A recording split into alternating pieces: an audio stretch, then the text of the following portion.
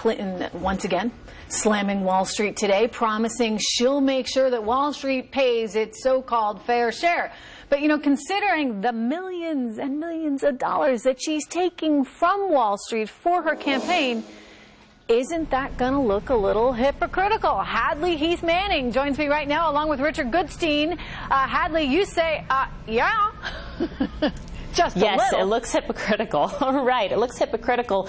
And even worse, you know, this is an obvious attempt from the Democrats to paint Wall Street as the boogeyman. Everyone realizes that our economy is not doing well right now. There's certainly a lot of uncertainty, but the May jobs report showed 38,000 new jobs added. This is not acceptable. And it's going to be very difficult for Democrats to run on a progressive economic agenda, given that the policies we've been pursuing, like Obamacare, are the very reasons that we're struggling. Yeah, Richard, you know, I think she's in a tough spot here because, as Hadley points out, our economy is not in good shape. So she can't run on Obama's record and point to that and say, look, I'm going to be able to continue this for you. It's going to be great. You'll get 4 more years of a Democrat in the White House. So that's a problem.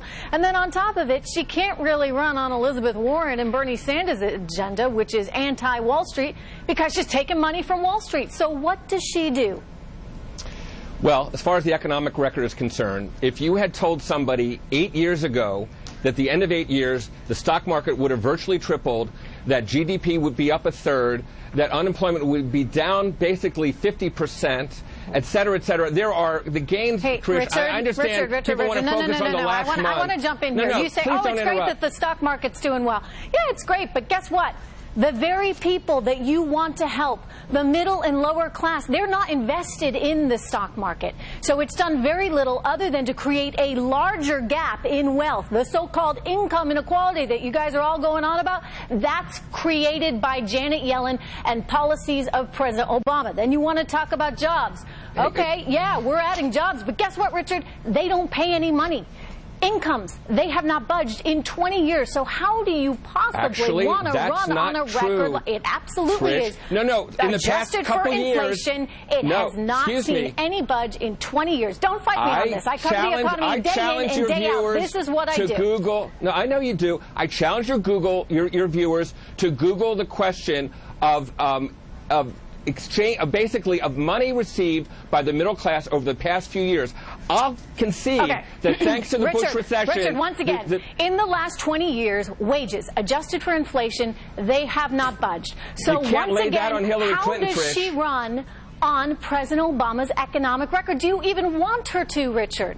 Well, you know what? The fact of the matter is there's usually a very strong correlation between the president's approval rating and how his party's candidate does after the 8 years, right? That's how George H.W. Bush got elected. Well, Barack Obama is now at 56%. Well, you didn't answer my question. Well, you didn't answer my question.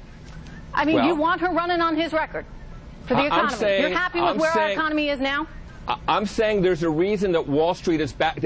Talk to Hank Paulson.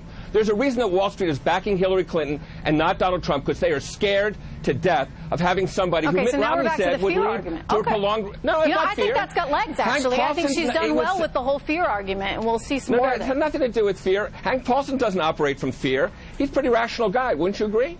And he's basically saying that having Donald Trump as president would be the single worst thing that could happen to the U.S. economy. Yeah. And that's why he's supporting Hillary Clinton. That's the fear argument. It's just exactly what we saw over in the UK with everyone saying, you've got to do this, because if not, all hell's going to break loose. No. Anyway, good to see you, Richard. Good to see you as always. Hadley, thank you.